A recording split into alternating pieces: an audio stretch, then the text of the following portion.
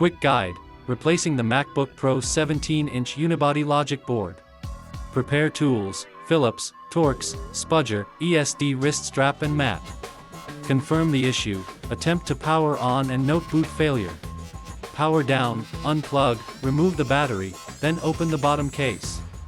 Ground yourself and use a plastic spudger to disconnect ribbon cables. Slow motion, gently lift the LVDS and battery connectors free from sockets.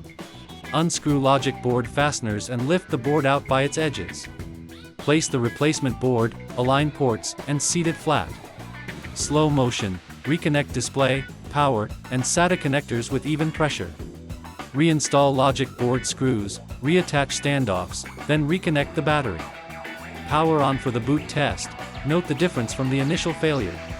Success, Apple logo and desktop appeared. Replace the case and finish.